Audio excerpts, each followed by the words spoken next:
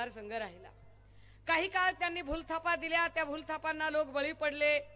इतिहास आपल्या सगळ्यांना माहिती आहे कशा पद्धतीने मागच्या निवडणुकीला पवार साहेबांचा आशीर्वाद घेत ते उभे राहिल्या, नंतर काय झालं, पुढे त्यांनी मोदीजींच्यासाठी काय केलं काय नाही हेही आपल्या सगळ्यांना माहिती आहे की त्या काय पद्धतीने हनुमान चालीसा वगैरे सगळी नाटकं केली। खरं तर त्यांनी हनुमान चालीसा म्हणण्याला कुणाचाही विरोध असायचं काही कारण नाही। According to Indian constitution chapter 3 article 19 everyone has right, प्रत्येकाला आपल्या जात धर्माच्या नुसार पूजा प्रार्थना श्रद्धा उपासना करण्याचं स्वातंत्र्य आहे। त्यामुळे कोण विहारात जातो, कोण मंदिरात जातो, कोण मस्जिदीत जातो, कोण नमाज अदा करतो, कोण प्रार्थना करतो, कोण जप करतो, यावर आपली पाबंदी असण्याचं काही कारण नाही। त्यामुळे नवनीत राणा यांनी इथे पूजा पाठ करणं किंवा हनुमान चालीसा म्हणणं यावरती आम्ही भाष्य करायची गरज नाही, परंतु हनुमान चालीसा तुम्ही कुठे म्हणताय आणि ती कुणासाठी नौटंकी करताय हे फार महत्त्वाचं आहे। राजे हो, आपण सगळे सजग लोक आहात, आपण सगळे बुद्धिजीवी लोक आहात, आपण अत्यंत विचारप्रवण लोक आहात असा माझा विश्वास आहे। कारण आपल्या सगळ्यांना बाबासाहेबांनी जो वसा वारसा दिला तो विचारांचा, तो वाचनाचा, तो पुस्तकाचा, तो प्रचंड ज्ञान जास्तीत जास्त संपादित करण्याचा, आणि त्या सगळ्या ज्ञानातनं आपण निश्चितपणे खरं काय खोटं काय योग्य काय अयोग्य काय ते समजून घेऊ शकता। साधं गणित आहे। ज्या वेळेला नवनीत राणा आक्रस्ताळेपणा करत सांगतात की उद्धव ठाकरेंनी मला हनुमान चालीसा म्हणू दिली नाही किंवा उद्धव ठाकरेंनी मला येऊ दिलं नाही, तर आपण साधं गणित विचार करावा की जर नवनीत राणा मुख्यमंत्र्यांकडे भेटायला गेल्या आणि म्हणाल्या की मी अमुक एका मतदारसंघातनं आलीये, या मतदारसंघातले प्रश्न मला आपल्यासोबत शेअर करायचे, चर्चा करायची, मला मेळघाटच्या कुपोषणाबद्दल बोलायचे, मला बडनेरातले काही महत्त्वाचे मुद्दे मांडायचे, मला महिला सुरक्षेबद्दल बोलायचे, आणि हे प्रश्न घेऊन जर त्या गेल्या आणि मुख्यमंत्र्यांनी वेळ दिली नाही तर निश्चितपणे मुख्यमंत्री चुकीचे असू शकतात। परंतु मुख्यमंत्र्यांच्या तिथे जाऊन नाही मला इतच हनुमान चालीसा म्हणायची आहे, हा जो हटवादीपणा आहे हे लोकप्रतिनिधीचे काम नाही। तुम्ही यासाठी लोकप्रतिनिधी झाला नाहीत। जर तुम्ही हनुमान चालीसा म्हणणे हाच तुमचा ध्येय असेल, हाच तुमचा उद्देश असेल, तर मग लोकप्रतिनिधी कशाला होता, मग निवडणुका कशाला लढता, मग पुजारी व्हा, मग मंदिरांमध्ये बसा, मग पूजा अभिषेक श्लोक करा। तुम्ही लोकप्रतिनिधी आहात तर तुम्हाला मतदारसंघाचे प्रश्न कळलेच पाहिजेत, मतदारसंघात नेमकं काय चालतंय याबद्दल तुम्हाला भाष्य करता आलं पाहिजे। पण यावर नवनीत राणा एकदाही भाष्य करताना दिसल्या नाही। गेल्या 5 वर्षामध्ये रवी राणा असेल किंवा नवनीत राणा असेल, या दोघांचीही अनेक वेळा मीडियामध्ये ट्रायल झाली, अनेक टीव्ही चॅनलवरून त्यांच्याबद्दलच्या चर्चा बातम्यांना ऊत आला, कव्हर स्टोऱ्या झाल्या, पण एक अशी बातमी दाखवा की ज्या बातमीमध्ये त्या मतदारसंघाच्या विकासाबद्दल बोलत आहेत। Not a single news. जेव्हा कधी त्या बोलताहेत, कधी ते असं काहीतरी असं धरून मारणं, काय नाटक, काय नौटंकी, काय म्हणजे ज्या बाईला श्री गणेशाचं विसर्जन कसं करायचं कळत नाही त्यांनी आम्हाला शहाणपण शिकवायचं। काय तुम्हाला आम्ही काय बोललो पाहिजे? श्री अनंता मधुसूदना पद्मनाभा नारायणा जगद्व्यापका जनार्दना आनंद घडा विनाशा सकल देवादिदेवा कृपाळवाजी केशवा महानंदा महानुभावा सदाशिवा सहजरूपा चक्रधरा विश्वंभरा गौडध्वजा करुणाकरा सहस्रपादा सहस्रकरा क्षीरसागरा शेषशयना कमलनयना कमलापती कामिनी मोहना मदनमूर्ती भवतारका धैत्याक्षिती वामनमूर्ती त्रिविक्रमा अगाय सगुणा निर्गुणा जगज्जीत्या जगज्जीवना वसुदेव देवकी नंदना बालरांगणा बालकृष्णा तुका लालोटांगणी मद ठाव द्यावाजी चरणी हे से विनवणी भववंदनी सोडवावे। तुम्ही आम्हाला काय अध्यात्माबद्दल विचारताय? हा, काय आम्हाला कोणती पूजा सांगायची, तुम्हाला कशाबद्दल बोलायचंय तुम्हाला? हा, वक्रतुंडम महाकाय सूर्यकोटी समप्रभम निर्विघ्नं कुर्मे देव सर्वकार्येषु सर्वदा सर्वमंगल मांगल्ये शिवे सर्वासाधिके शरण्ये त्र्यंबके गौरी नारायणी नमस्तुते। ओम श्रीं क्लूम ओम धन धन देहि माम ओम ह्रीं श्री लक्ष्मीभ्यो नमः। प्रथम भारती नाम, द्वितीय तू सरस्वती, तृतीय शारदा देवी, चतुर्थ हंसवाहिनी, पंचम जगती ख्याता, षष्ठी माहेश्वर तथा सप्तम तत्तु कौमारी। काय काय बोलायचे सांगा? पण हे बोलणं ही निवडून येण्याची क्वालिटी असते का ते पण एकदा सांगा। हे बोलणं ही लोकप्रतिनिधी असण्याची क्वालिटी असते का ते पण सांगा। जेव्हा तुम्हाला लोकप्रतिनिधी व्हायचंय त्यावेळेला तुमची क्वालिटी, तुमचं मेरिट हे नाही, तुमचं मेरिट हे पाहिजे की तुम्ही मतदारसंघातले प्रश्न किती मांडताय, मतदारसंघातल्या लोकांच्या प्रश्नांवर किती तुम्ही बोलताय। हे आपल्या सगळ्यांना ज्ञात आहे की या मतदारसंघामध्ये 60,000पेक्षा जास्त ही बौद्ध मतदारांची संख्या आहे, तर त्याच्या खालोखाल मुस्लिम मतदारांची संख्या आहे आणि बरोबरीने ओबीसींची संख्या आहे। एवढं सगळं असताना सुद्धा या मतदारसंघामध्ये राखीवचा प्रतिनिधी म्हणून खरं तर बौद्ध उमेदवाराला न्याय मिळणं गरजेचं होतं, पण तो नाही मिळाला।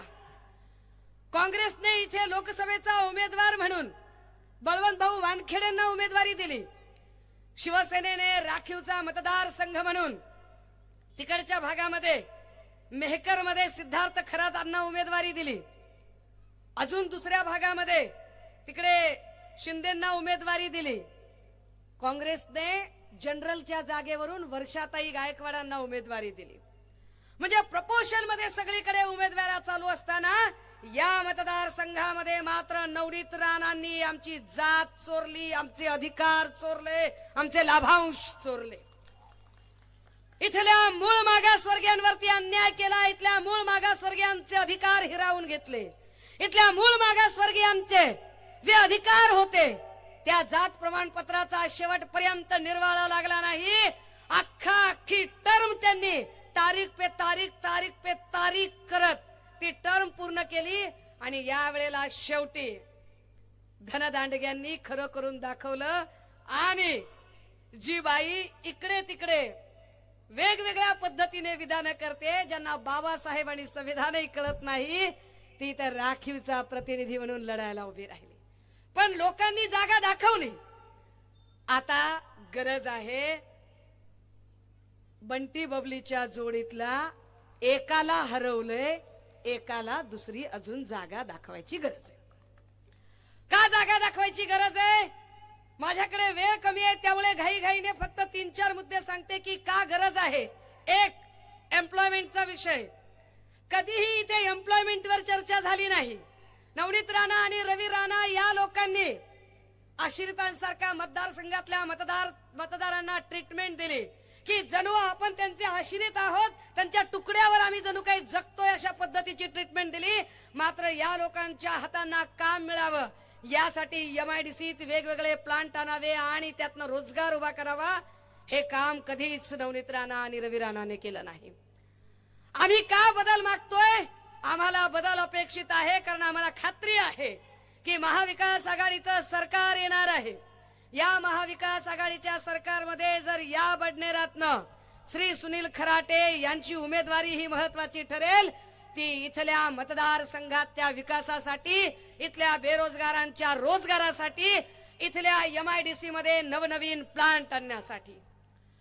आणि ती ग्वाही मी याही पद्धतीने देऊ शकते की सुनील खराटेंच्या बद्दल जेव्हा तुमच्या अपेक्षा असतील आणि तुम्हाला असं वाटेल की ताई तुम्ही आला होतात आमच्याकडे, आम्ही आता कुणाला बोलायचं, तर सुषमा अंधारेचा नंबर अख्ख्या महाराष्ट्रामध्ये गुगल केला तरी सहज सापडतो आणि सुषमा अंधारे बद्दल अजून तरी कुणी म्हटलं नाही की अननोन नंबर उचलला गेला नाही म्हणून। ज्याचा कुणाचा फोन येतो त्याचा फोन उचलला जातो आणि त्याचं समाधान होईल इतक्या शांत पद्धतीने त्याच्याशी मी बोलत राहते। त्यामुळे या मतदारसंघातल्या प्रत्येक मतदाराच्या ती जबाबदारी ही माझी जबाबदारी असेल, या पक्षाची नुसती एक जबाबदार नेता पदाधिकारी म्हणून नाही, तर अगदी सुनील खराटेची बहीण म्हणून सुद्धा आणि चळवळीच्या विचारांची पाईक म्हणून सुद्धा ही माझी जबाबदारी असेल की मी या मतदारसंघातल्या आमच्या तमाम तरण्या बाणपोरांच्या रोजगाराच्या साठी पहिला आवाज उठवला पाहिजे। का गरजेचा आहे हा बदल? लॉ अँड ऑर्डरचे 3-13-9-18 वाजून गेले। देवेंद्र फडणवीस नावाचा माणूस गृहमंत्री म्हणून सपशेल नापास झाला। कधी काळी लोक एकमेकांना निर्जन रस्त्यात कुठेतरी मारामारी करत असतील, खून दरोडे पडत असतील, पण गेल्या 2.5 वर्षातली परिस्थिती अशी आहे की फेसबुक लाईव्ह करून मारायला लागली माणसं, पोलीस स्टेशन मध्ये ठोकायला सुरू झाली माणसं। बाबा सिद्दकी सारख्या माणसाला वाय दर्जाची सुरक्षा असताना सुद्धा गजबजलेल्या परिसरामध्ये गोळ्या घातल्या गेल्या। या बडनेरामध्ये 15 दिवसात 7 ते 8 खून पडले। ही गुन्हेगारी वाढली कुणामुळे? हे गुन्हेगारीचं क्षेत्र वाढतं कुणामुळे?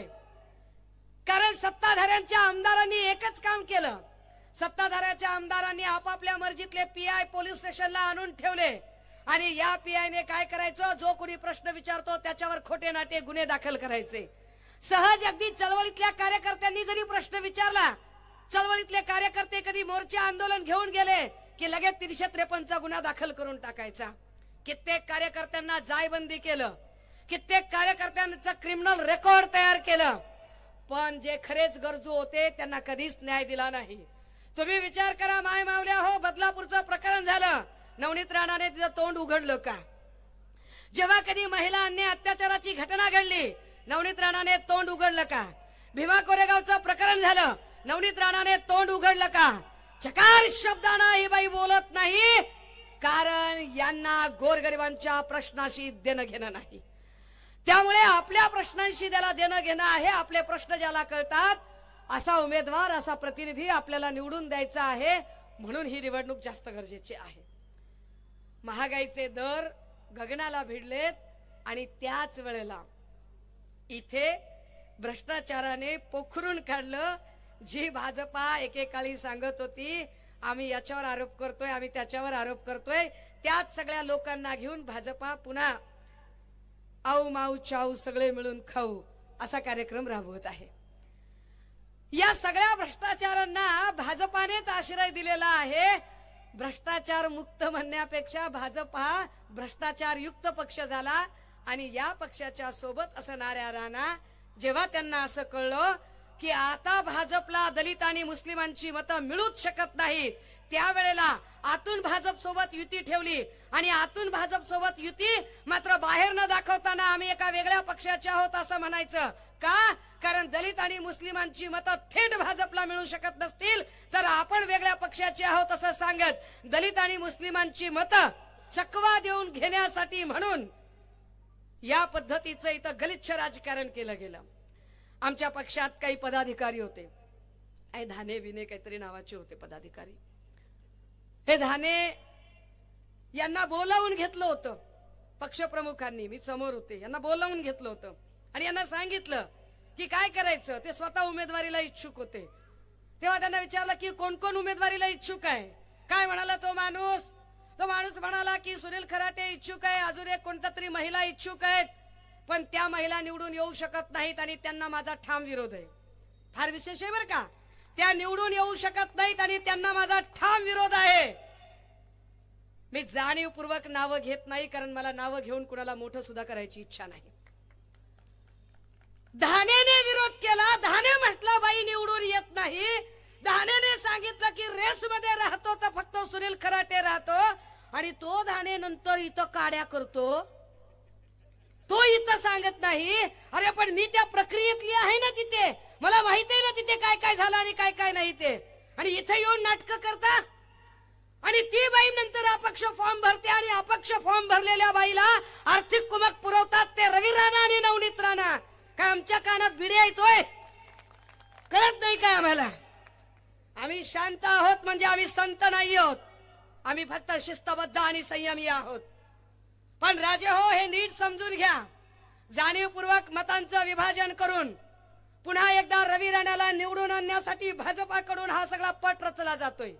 ही सगळी खेळी एका सर्वसामान्य शिवसैनिकाला हरवण्यासाठी, तुमच्या माझ्यातला कष्टकरी सामान्य मध्यमवर्गीयातला आपल्या प्रश्नासाठी लढणारा 24/7 आपल्यामध्ये हजर असणाऱ्या आपल्या माणसाला हरवण्यासाठी म्हणून ही सगळी खेळी खेळली जाते.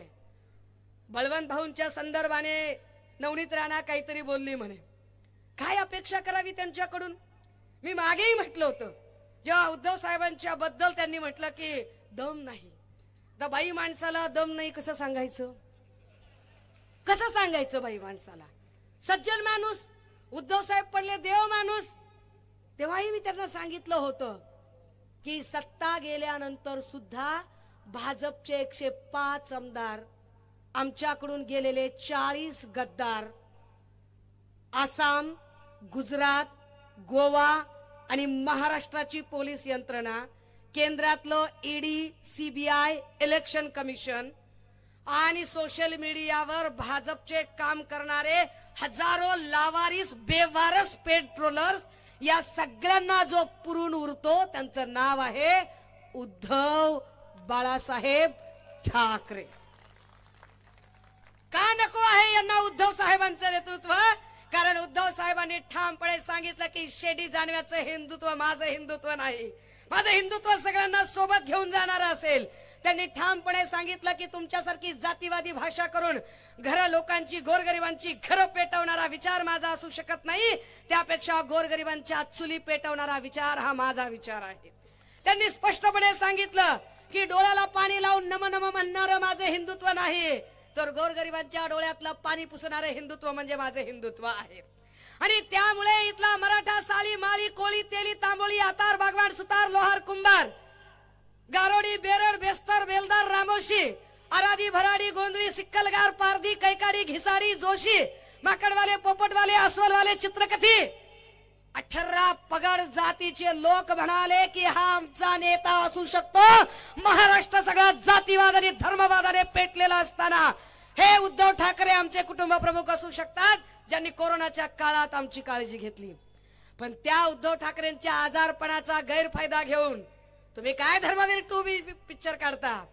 आम्ही सत्ता आल्यावर तुम्हाला पिक्चर दाखवतो की उद्धव साहेब मरणाच्या दाढेत असताना काय पद्धतीचं गलिच्छ राजकारण करून हा राजपाट हिरावून घेतला. अलीबाबा 40 चोर एक कहाणी असेल, आम्ही तुम्हाला पिक्चर दाखवू देवेंद्र बाबा और 40 गद्दार कैसे होते हैं, सो आम्ही तुम्हाला दाखवू. काही निवडणूक महत्वाची आहे राजे हो. काल परवा देवेंद्र फडणवीसांनी एक वाह्यात विधान केलं.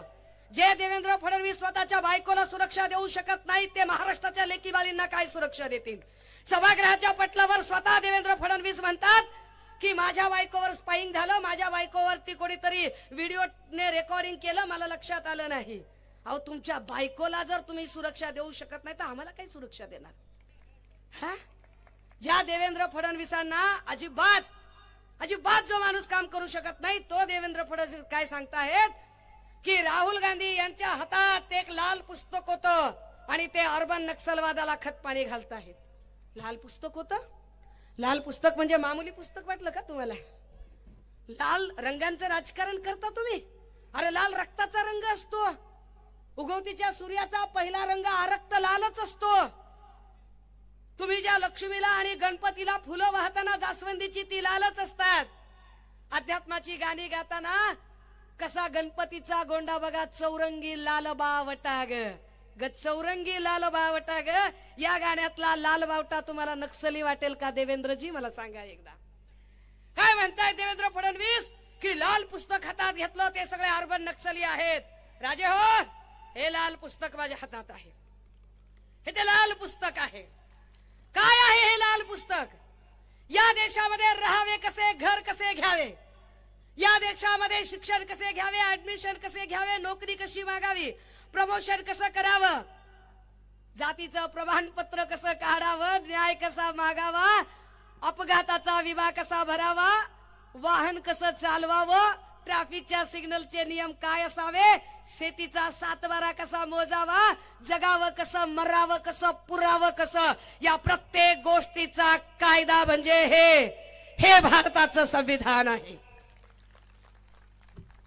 देवेंद्र फडणवीस म्हणाले अहो नुसता बाहेरच लाल कव्हर होतं, मध्ये कोरी पानं होती.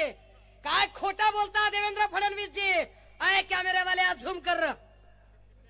हे बाबासाहेबांनी लिहिलेलं संविधान आहे. देवेंद्रजी, तुम्ही जे बोललात की लाल पुस्तक हातात घेणारा अर्बन नक्सली, हे नुसतं पुस्तक नाहीये. हे बाबासाहेबांनी लिहिलेलं भारतीय संविधान आहे. जे संविधान लिहिण्यासाठी बाबासाहेबांनी प्रसंगी आणि महारमाईने पोटची लेकरं माती आड करताना सुद्धा उफ केलेलं नव्हतं ते हे पुस्तक आहे. या पुस्तकाचा नुसता तुम्ही भारतीय संविधानाचा अपमान केला नाही तर यासोबतच तुम्ही विश्वरत्न डॉक्टर बाबासाहेब आंबेडकरांचा अपमान केला. देवेंद्र फडणवीस जर असं म्हणत असतील की हे पुस्तक हातात घेणारा अर्बन नक्सली आहे तर होय सुषमा अंधारे अर्बन नक्सली आहे. काय करायचंय ते? राजे हो, या देशात जाणीवपूर्वक संविधानाला अशा पद्धतीने हादरे देण्याचं काम जर भाजपा करत असेल तर भाजपालाच आता खेचून खाली आणायची जबाबदारी आपल्यावर आहे आणि ती जबाबदारी 20 तारखेला आपल्याला पार पाडायची. का गरजेची आहे ही निवडणूक? का वाटतं आम्हाला या निवडणुकीसाठी आपण काम केलं पाहिजे? कारण महाविकास आघाडीमध्ये सन्मान्य पक्षप्रमुख उद्धव साहेबांनी सांगितलं की जुन्या पेन्शन योजनेसाठी जी माझी सगळे भाऊ झगडत आहेत, सत्ता आल्यानंतर शिवसेना उद्धव बाळासाहेब ठाकरे पक्षाचं पहिलं ध्येय असेल की जुना पेन्शन योजनेचा प्रश्न मार्गी लावणं आणि जुनी पेन्शन योजना पुन्हा पूर्ववत करणं. आमचं दुसरं महत्वाचं ध्येय असेल की शिक्षण हे वाघिणीचं दूध आहे, जो पिल तो गुरगुरल्याशिवाय राहणार नाही. त्यामुळे फक्त मुलीच नाही तर मुलींइतकंच मुलांचं शिक्षण सुद्धा मोफत करणं ही जबाबदारी असेल. आणि म्हणून जेव्हा भाजपा म्हणते की 1 नेशन 1 इलेक्शन, तेव्हा शिवसेना सांगत आहे, उद्धव बाळासाहेब ठाकरेंचा पक्ष सांगत आहे 1 नेशन 1 इलेक्शन नाही, 1 नेशन 1 एज्युकेशन.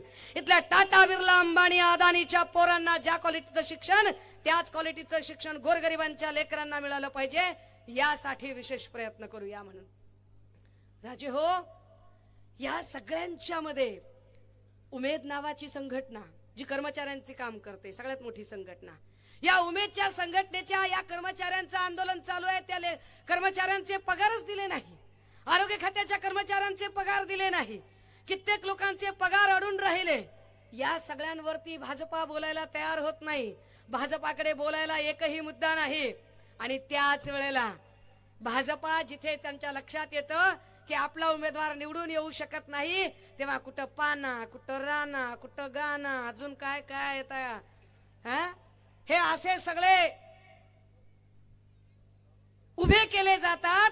आणि त्यांना निवडून आणण्यासाठी मग उगाच अमुकानं बंड केलं, तमक्यानं बंड केलं म्हणत पुन्हा अपक्ष उभे केले जातात. पण याने फरक पडत नाही. शिवसेनेने कायम सगळ्यांना सारखा न्याय दिला होता. याही मतदारसंघातनं ज्या उमेदवाराने इथून बंडखोरी करत फॉर्म भरायचं ठरवलं त्याला आम्ही बंडखोरी म्हणत नाही, त्याला आम्ही गद्दारी म्हणतो. कारण पक्षाने तुम्हाला 2 ते 3 वेळेला संधी दिली होती. पक्षाने तुम्हाला संधी दिली, तुमच्या यजमानांना संधी दिली. किती वेळा संधी द्यायची?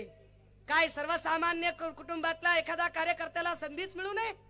सर्वसामान्य कुटुंबातल्या कार्यकर्त्याने उभंच राहू नये? शिवसेनेची कायम ही भूमिका राहिली. अनेक लोक म्हणाले, जागा वाटपामध्ये पत्रकार म्हणाले, अहो बघा म्हणे बाकी सगळ्या पक्षांचे उमेदवार किती ताकदवर आहेत, किती श्रीमंत आहेत, कारखानदार आहेत, उद्योगपती आहेत. असं कसं केलं म्हणले? उद्धव साहेबांनी जे उमेदवार उभे केलेत ते अगदी साधे आहेत. होय, हाच आमच्या पक्षाचा फंडा आहे. शिवसेना उद्धव बाळासाहेब ठाकरे पक्षाची हीच खासियत आहे की सामान्यातल्या सामान्य माणसाची, सामान्यातल्या सामान्य शिवसैनिकाची वर्षा आणि सह्याद्रीवर वावरण्याची क्षमता निर्माण करणं हेच शिवसेनेचं ध्येय आहे. आमच्यासाठी जो खूप मोठा आहे, खूप श्रीमंत आहे, त्याला श्रीमंत करण्यापेक्षा जो सामान्य कुटुंबातला आहे त्याला उभं करणं आणि त्याला नेता म्हणून बहाल करणं हे आमची जास्त मोठी जबाबदारी आहे आणि त्यासाठी आम्ही काम करतो. राजे हो, इथल्या तमाम ओबीसी भावंडांचा असेल, मुस्लिमांचा असेल, आता त्यांनी एक नवं काढलं. त्यांना माहिती आहे कटेंगे बटेंगे चालत नाहीये, काय फरक पडत नाही कटेंगे बटेंगे. निवडणुकीत सूरच सापडत नाहीये त्यांना. आधी लाडकी बहीण म्हणले, पण लक्षात आलं की लाडकी बहीण काही रुजतच नाहीये. 15 जिल्हे फिरले हो, बायकांना म्हटलं काय कसं आहे, कित्येक ठिकाणी बायका सांगतात त्याच्या काय 1500 टिकल्यावर बसलो होय आम्ही. लेकी बाळींना सुरक्षितता देत नाही. आमच्या 3-3 वर्षाच्या लेकरांवरती जर अन्याय अत्याचार होत असतील, काय जाळायचेत काय त्याचे पैसे? डायरेक्ट बायका म्हणतात. लक्षात आलं की हे काही बहिणी असलं काही चालत नाही. मग त्यांनी कटेंगे बटेंगे सुरू केलं. अरे काय काय कटेंगे रे, काय काय बटेंगे रे? ना कटेंगे, ना बटेंगे, ना हटेंगे, हम डटेंगे, हम लढेंगे, हम जीतेंगे, ताकदीने सांगितलं. मग आता नवं आणलं त्यांनी, अजून नवं. नुसते चक्रम सारखे करायला लागलेले. आता एक व्हिडिओ, मला एवढ्या लांबून तो व्हिडिओ कदाचित तुम्हाला दाखवता येणार नाही, मी व्हिडिओ इथे पाठवते. एका दलित युवकाला तो फक्त फोटोत का आला म्हणून भाजपाचे रावसाहेब दानवे त्याला सगळ्यांच्या समोर लात घालतायत, डायरेक्ट लात घालतायत. सुनील भैया मी व्हिडिओ देते. मी आता बळवंत भाऊंना व्हिडिओ दाखवला, मी आता गवई साहेबांना सुद्धा व्हिडिओ दाखवला. काय केवढी मस्ती आहे.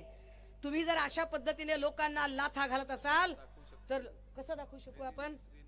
दाखवा, लगेच दाखवा, चला दाखवा, दाखवा, व्हिडिओ दाखवा. म्हणजे यांच्या डोक्यात किती माज आहे, किती सत्तेची मस्ती आहे. ती मस्ती काय पद्धतीने गेली नाही, त्याच्यात आहे. ते लाईव्ह आता बंद करावं लागेल आपल्याला. सत्तेची हवा किती यांच्या, आपण देऊया सगळ्यांना, जाऊ दे. सत्तेची किती मस्ती यांच्या डोक्यामध्ये गेलेली आहे. ती मस्ती जर बघायची झाली तर ती मस्ती या निमित्ताने दिसू शकते की काय पद्धतीचं गलिच्छ राजकारण ही माणसं करताहेत आणि काय पद्धतीचं. भैया मी तुमच्या मोबाईलवर पाठवला, बघा.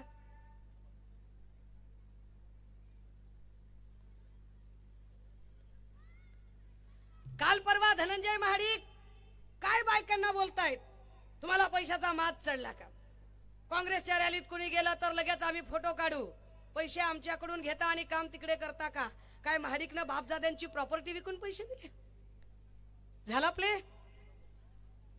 धनंजय महाडिक नाही, हा दुसरा व्हिडिओ आहे, लावला आत्ता पाठवला मी. रावसाहेब दानवेंचा व्हिडिओ आहे. रावसाहेब दानवे अर्जुन खोतकरांना बुके देत आहेत, बुके देतानाचा व्हिडिओ आहे, बघा.